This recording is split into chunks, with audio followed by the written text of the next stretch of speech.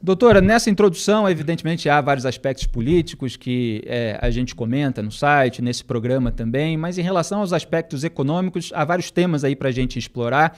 A questão das tentativas de driblar o teto de gastos e o Paulo Guedes agora tentando colocar um limite nisso, a questão do financiamento do Renda Brasil pelo desvio de dinheiro do Fundeb, por exemplo, e o atraso nos precatórios, que foram questões muito contestadas na semana passada. Como é que a senhora está vendo esses movimentos, toda a reação que houve àquele primeiro anúncio do governo federal e agora essa discussão se estendendo aí para dentro e por fora do governo? Uhum. Bom, primeiro pode me chamar de você, até prefiro.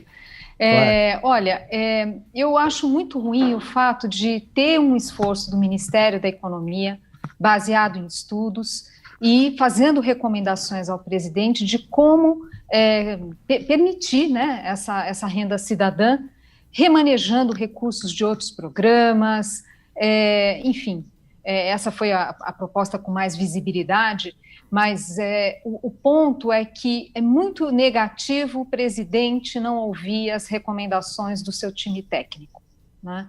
E seria muito importante a gente tentar encaixar essa nova despesa eliminando outras que são menos efetivas. Então está certo essa visão do Ministério da Economia. Algumas políticas sociais, ainda que meritórias, elas não focalizam como deveriam as camadas mais vulneráveis da sociedade, né? Esse é um ponto importante. A outra coisa é que a regra do teto é importante que a gente entenda como um mecanismo que não é de ajuste fiscal, mas é de forçar a sociedade, os governantes, a repensarem as políticas públicas. A gente sabe que o Brasil tem muita política pública que não funciona bem, que representa desperdício de recursos. Então, a gente simplesmente abrir mão dessa discussão, quer dizer, falar em flexibilizar o teto, mudar o teto, romper teto, enfim, sem antes esgotar, né, ou pelo menos tentar avançar nessas agendas, acho que a gente está perdendo uma oportunidade tremenda. A sociedade precisa discutir não só essas políticas sociais como abono, que é algo... tem um problema sério de focalização, muitas pessoas recebendo que não deveriam ter essa proteção, mas tem coisas do tipo universidade gratuita, universidade pública gratuita, e ela é majoritariamente frequentada por pessoas de renda mais elevada. Quer dizer, como reduzir a gratuidade daqueles que estão na universidade pública e não precisariam dessa ajuda do Estado? Então, aqui eu estou dando um exemplo, porque tem várias coisas nessa linha. A própria reforma administrativa, ela, ainda que haja méritos em trazer a discussão sobre a questão da estabilidade do funcionalismo, limitar para a carreira de estados, gerar ali algum tipo de meritocracia, reforçar, né, ou gerar meritocracia para se conquistar essa estabilidade. Assim, é difícil defender uma reforma que tem méritos, mas perde a oportunidade de mexer com os atuais funcionários públicos. Então, realmente, eu vejo que o Ministério da Economia tinha que ser mais ouvido, né? Não me parece que o presidente da República ele está disposto a avançar nessa agenda, que não é uma agenda fácil, mas que seria essencial. Não poderíamos perder a oportunidade de fazer esse questionamento das políticas públicas. Certo. Mário Sabino. Boa noite, Zena. Tudo bem?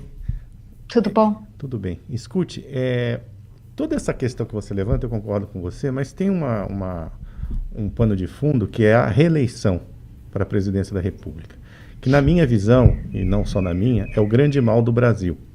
Então toda essa discussão da sociedade em relação às prioridades brasileiras, elas ficam pálidas diante da vontade de um presidente da República, seja qual for, de se reeleger.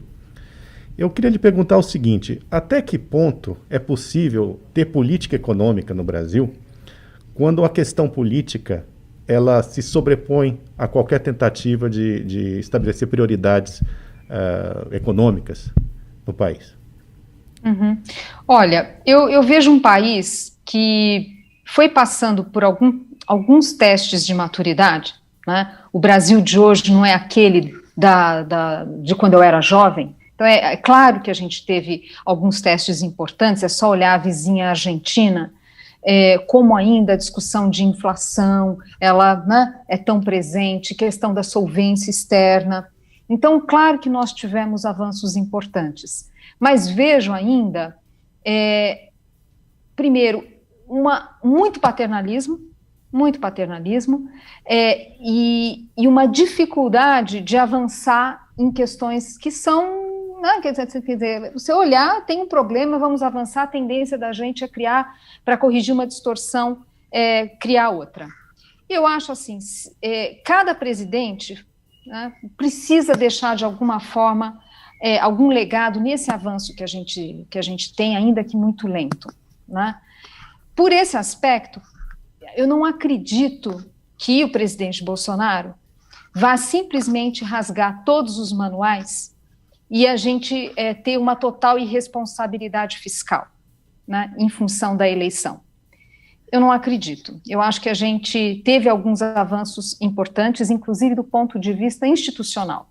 Fazendo aqui uma provocação, hoje, se a gente tivesse no governo Dilma, a Dilma não ia conseguir repetir o que ela fez em 2014, por exemplo, né, em que rasgou-se a lei de responsabilidade fiscal e aí os problemas não eram apenas as pedaladas, foi algo maior que isso, né?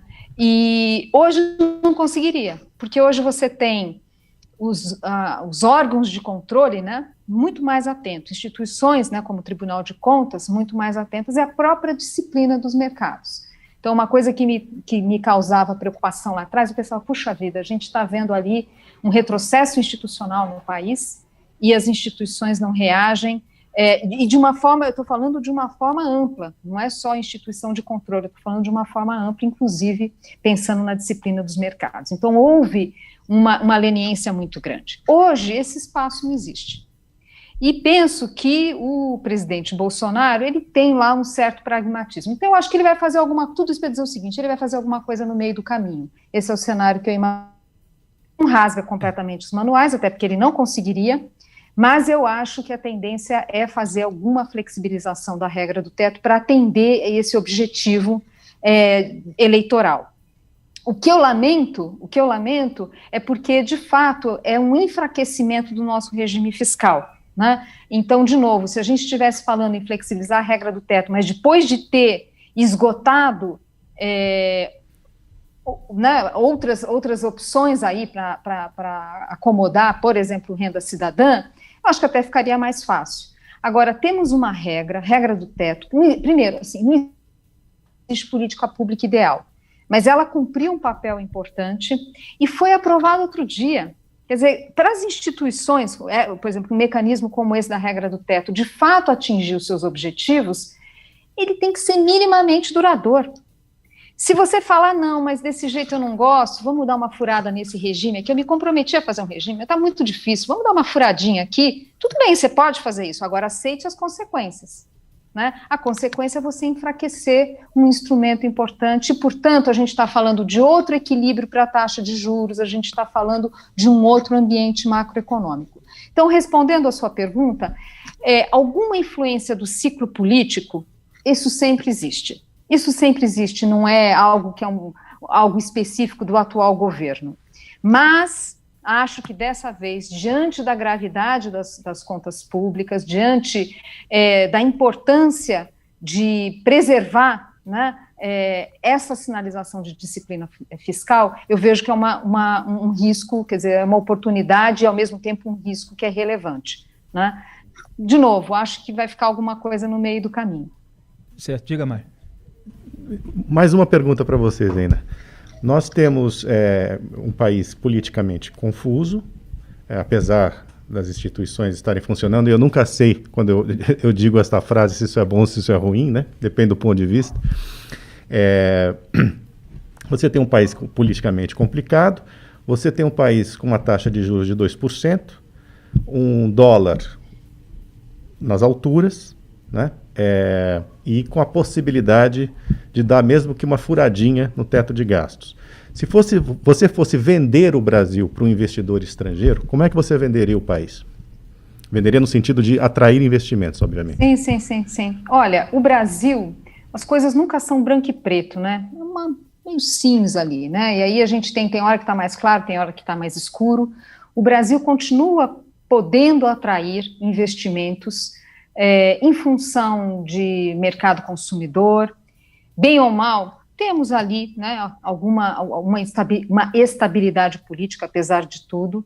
Então dá para contar uma história aqui do Brasil, mas algo que vale para o investidor lá fora, vale também aqui.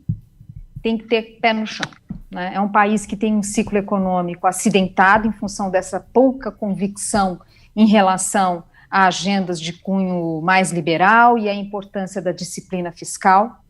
É um país de um ambiente de negócios muito difícil e que com alguma frequência a gente tem retrocessos. A gente viu o que aconteceu agora no Rio de Janeiro, na questão ali das concessões, né, de rodovia. Então tem sempre o risco de chegar um governante e rasgar um contrato. Então é um país difícil. Não dá para simplesmente contar uma história do Brasil sem fazer esses alertas, né? Sem fazer esses alertas da insegurança jurídica que existe no país e do risco também de um ciclo econômico mais acentuado, né? Aqui só deixando um ponto claro, porque a gente fala muito da responsabilidade dos governos, e é claro, né? Isso é inequívoco, mas nós, como sociedade, falhamos muito, né? E muitos debates no Brasil, eles não estão suficientemente maduros, né? A própria questão da importância da disciplina fiscal, eu percebo que esse é um debate que precisa amadurecer mais. O que eu lamento é que é tudo tão lento, né? Você vê a reforma da Previdência, foram 2 décadas ali para gerar consenso, precisou acabar o bônus demográfico e o problema explodir na nossa cara, né, para gerar um consenso, e aí, diante desse consenso, mínimo, né, de consenso, a classe política reagiu.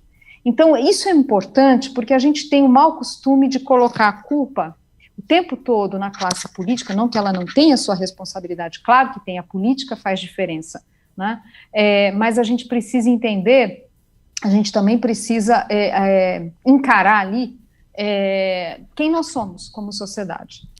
Zeina, agora você falou da questão das despesas, como é importante reduzir despesas, programas que não estão para usar a expressão que você usou, com a focalização correta, dinheiro, portanto, saindo pelo ralo, muitas vezes, sem ter o objetivo definido e correto. Tem também a questão da reforma administrativa, que você disse que precisa ser mais dura, inclusive com o funcionalismo atual, não só com o futuro. Agora, tudo isso é suficiente nesse momento para suprir as demandas que tem o país e até que tem o governo, evidentemente, às vezes até maiores do que as que o país tem? Ou é necessário nesse momento, é a questão que eu queria colocar, também trazer novos impostos, porque a gente fica com esse fantasma da CPMF rondando o tempo todo. Qual é a sua opinião a respeito? Vamos lá. Não existe bala de prata para a gente arrumar as contas públicas, né? Para gerar essa percepção de que, olha, lá na frente, não muito longe, a gente vai ter de volta superávites orçamentários e, portanto, a estabilização da relação dívida pública-PIB, né, que são variáveis aqui essenciais para a gente trazer essa perspectiva de um regime, desculpe o economês, né, mas um regime fiscal estável, que vai permitir os juros ficarem baixos, que a gente não vai ter dor de cabeça da inflação ficar esquisita de novo, como a gente viu no governo Dilma e coisa e tal. Isso vai ter que ser uma construção, né? Então, a reforma da Previdência, ela foi uma reforma muito importante e um passo largo, passo importante, mas as reformas daqui para frente, elas não têm a mesma potência, né? Então, a gente vai ter que avançar em várias frentes, né? Então, isso é importante. Aqui, me perdoe fazer só uma pequena digressão, que é a seguinte: já que é assim, já que não dá para fazer tudo, já que é uma agenda para este governo, para os próximos, isso é um movimento natural, né, cada um que vier vai ter que fazer um esforço. Esse que é o ponto principal, a gente passar para o investidor, e investidor, todos nós que tem algum investimento lastreado em título público, né? Às vezes parece que é uma pessoa distante, um estrangeiro, não, são os nossos fundos de pensão, é o nosso investimento, né? todos nós que de alguma forma somos credores do governo. Mas, enfim, passar para o credor a percepção de que, olha, a gente vai ter rombo por um tempo, a gente vai ter dívida pública crescente por um tempo, ainda mais agora com as respostas que o país precisou dar à pandemia, mas tem um plano, né? Tem algo que está consolidado, que é o compromisso com a disciplina fiscal, de tal forma que quaisquer que sejam os próximos presidentes, vai ter esse compromisso. De certa forma, a gente viu um pouquinho disso na campanha de 2018, em que nenhum candidato relevante negou a necessidade de uma reforma da Previdência. A gente não sabia se ia conseguir fazer boa reforma, né? Mas ninguém negou a necessidade. Isso é importante, porque daí o investidor fala, opa, tudo bem, eu posso comprar um título da dívida pública de longo prazo, não preciso me preocupar com uma liquidez imediata, porque eu sei que esse é um valor do país. Eu sei que qualquer governante que vier vai atender a isso. Isso dito, quer dizer, o que a gente precisa com base em estudos técnicos, primeiro enxergar o que deveriam ser as prioridades do ponto de vista técnico, e aí, claro, a decisão é da política. Mas esses diagnósticos, tal programa é bom, tal programa não é bom, esse aqui a gente precisa reformular, esse aqui a gente precisa extinguir, essa estatal, a gente tem que fechar, essa outra aqui é privatizar, quer dizer, ter esses diagnósticos é muito importante. E, obviamente, para poder fazer essa sinalização. Então, isso eu estou sentindo falta do governo. Eu acho que o Paulo Guedes, apesar dele ter esse vigor, apesar de muitas vezes tocar em temas importantes, essas falas agora que vocês colocaram, olha, não pode simplesmente rasgar a disciplina fiscal para vencer a eleição, é uma fala corajosa, né? Agora, eu sinto que o Paulo Guedes tem uma grande dificuldade de convencimento interno. Então, isso é um problema, né? Não é à toa que o mercado financeiro fica nervoso. Então é isso, a gente precisa ter a consolidação desse valor pelo regime fiscal estável, independentemente, mas vai começar pela reforma administrativa ou vai ser a outra e tal. Sobre o aumento da carga tributária, eu acho que seria um tremendo equívoco, por várias razões. Não é só porque ela é alta, mas a gente está falando também porque ela é alta. Nós temos uma estrutura produtiva muito cara no Brasil, seria penalizar ainda mais. Fazer aumento da carga tributária no atual regime tributário, mais grave ainda, porque você vai estar exacerbando ainda mais esses problemas que a gente tem, de uma estrutura tributária que tira a competitividade do país, gera distorções alocativas. Então, seria um tremendo equívoco. O aumento da carga tributária, muitas vezes, é mais uma justificativa para a gente empurrar com a barriga a agenda de cortar despesas, né? Então, você fala, já aumentou mesmo, então deixa para lá, vamos discutir esse assunto depois, a sociedade aceitou mais impostos e vamos embora e tal. Então, eu acho que seria um tremendo equívoco e algo que está para lá de consolidado, né? Ajuste fiscal não dá mais para a gente fazer com o aumento da carga tributária, ele é ineficiente do ponto de vista de crescimento econômico, ainda mais num país como o Brasil. Meu palpite é que vamos enfrentar resistência no Congresso para o aumento da carga tributária. Meu palpite é que não vai ser, não é um passeio no parque, não. Eu acho que vai ser uma disputa forte aqui. E, finalmente, desculpa falar demais aqui, aumentar a carga tributária não resolve a questão do teto. O teto é o teto. O teto é limite para despesa. Você pode fazer aumento da carga tributária, mas o teto está lá. O aumento da carga tributária, ele vai ajudar a equilibrar as contas e tal, mas, em princípio, não é para ajudar do lado da despesa. Mário. Até que ponto a gente aguenta um dólar tão alto? Porque as pessoas, elas acham que é só para ir para a Disney, né? Aliás, essa foi uma fala, na minha opinião, muito infeliz do Paulo Guedes, quando o dólar ultrapassou os R$5. Nós esquecemos, por exemplo, que a indústria, que continua a ser penalizada no Brasil, ela depende muito de insumos importados. Então, a gente, quando fala em dólar alto, olha só o lado bom, né, que é a exportação aumentando, e não olha a inflação, e não olha os custos crescentes da indústria. Você não acha que essa taxa de juros de 2% está um pouco baixa demais? Porque a gente tende a olhar a taxa de juros, quando a gente, assim, é quase que automático. A taxa de juros baixou. Oba! Né? Obviamente tem um lado positivo. Mas como essa taxa de juros, essa taxa básica de juros, não se reflete tão fortemente lá no crédito, né? Afinal, a gente não precisa ser economista para verificar isso, basta entrar numa loja. Eu tendo a crer que essa taxa de juros está um pouco fora do que seria o melhor. A minha pergunta é essa, assim, como fazer para que o dólar baixe por um nível mais aceitável, né? E se para isso teríamos que mexer na taxa de juros, aumentando ela um pouco? Uhum. Bom, vamos lá. O problema não é exatamente o patamar do dólar, o problema principal é a sua elevada volatilidade, porque isso dificulta muito a tomada de decisão no setor produtivo. Né? Se põe no lugar de um exportador, de um importador, de alguém que de alguma forma os seus preços são vinculados ao dólar, tomada de decisão é difícil. Se você erra, você pode ter uma perda de capital terrível, inviabilizar o seu negócio. Né? A gente vê isso muito claramente, o quanto machuca a atividade produtiva, essa volatilidade. A volatilidade atual, ela está elevada demais em relação ao padrão histórico da nossa moeda, que é mesmo mais volátil quando a gente compara o real com outras moedas, é mesmo, né? Pela própria volatilidade da nossa economia, enfim. Tá mais do que era o esperado, tá mais do que era o sugerido pelo cenário internacional. Porque tem alguma volatilidade das moedas lá fora? Tem, mas a nossa tá destoando. A próprio Banco Central fala, olha, a gente está investigando o que está acontecendo. Né? Todos os preços de ativos têm alguma volatilidade, mas a taxa de câmbio está maior. A minha avaliação é que isso está associado ao patamar da Selic. Né? O patamar da Selic é muito baixo em termos reais, ou seja, descontada a inflação.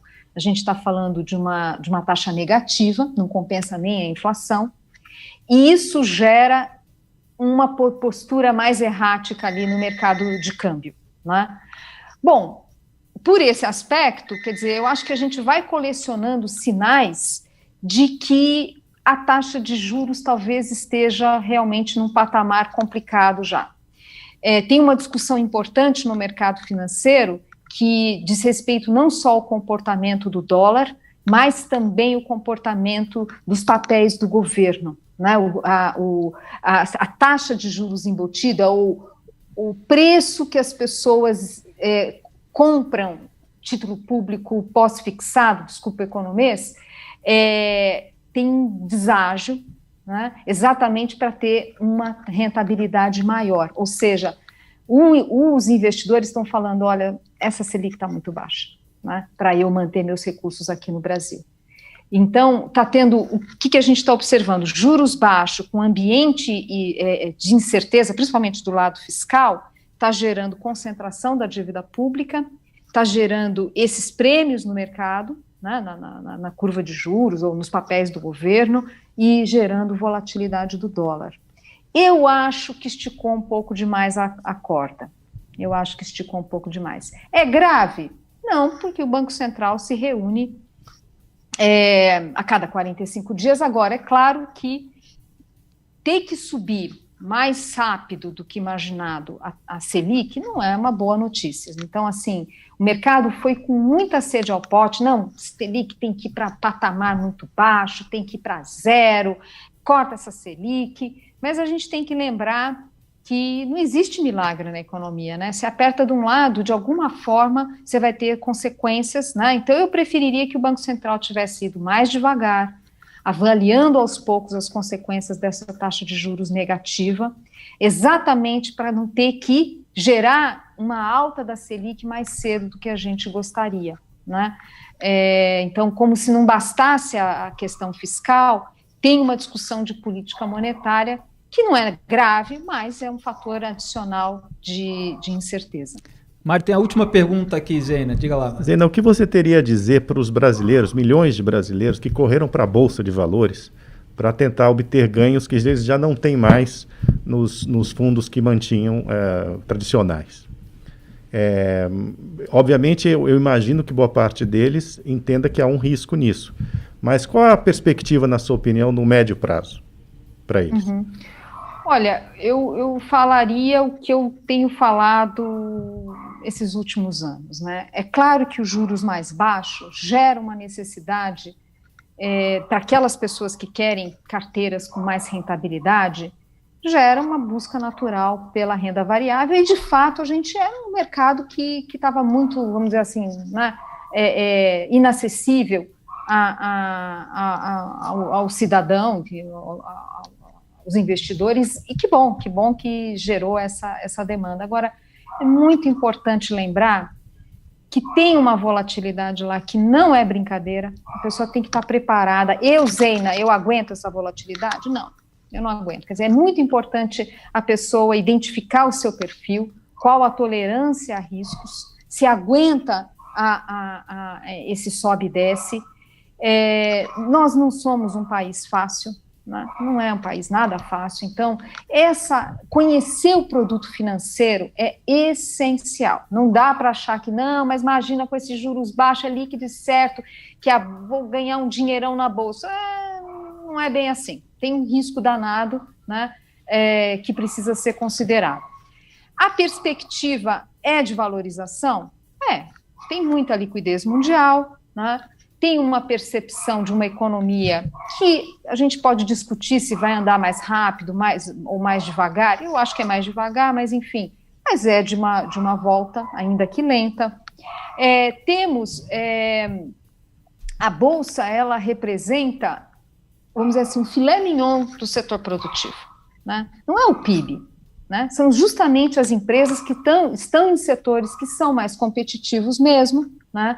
Empresas que têm um porte um pouco maior, conseguem diluir um pouco mais esse custo Brasil, mas em setores que muitas vezes são mais blindados, né? Então, não é o PIB. Então, mais uma razão.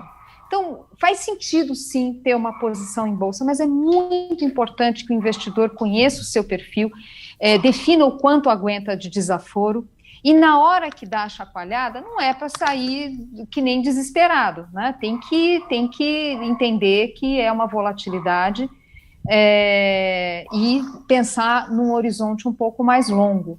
Esse cuidado é essencial. Isso, na verdade, vale para qualquer produto financeiro. É muito importante as pessoas conhecerem o que elas estão comprando.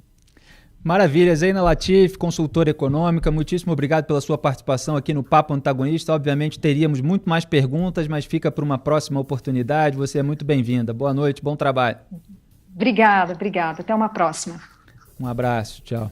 E enquanto a produção conecta ali o Matheus Spies, da Empíricos, que vai falar sobre o fechamento do mercado, para a gente completar essa pauta econômica antes do abraço do Jair Bolsonaro e do Dias Toffoli, sobre o qual a gente vai falar muito ainda nesse programa, só queria fazer uma observação, Mário, sobre algo interessante que ela falou, que o Jair Bolsonaro não conseguiria fazer hoje o que a Dilma Rousseff fez. E isso ocorre justamente em razão da vigilância e do desenvolvimento da fiscalização que se atingiu no Brasil em razão justamente do trabalho das pessoas que fizeram isso, como Júlio Marcelo, procurador do Ministério Público de Contas, que esquadrinhou ali a questão das fraudes fiscais da Dilma Rousseff.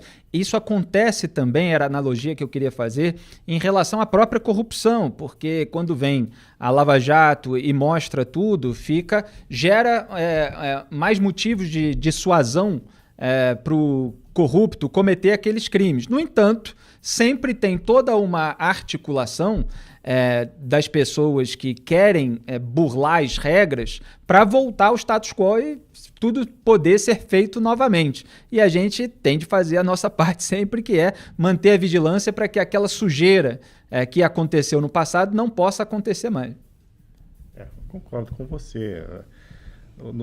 Na história brasileira, sempre se pensou que isso não pode acontecer de novo. E sempre acontece. Então, é bom mantermos mesmo a vigilância.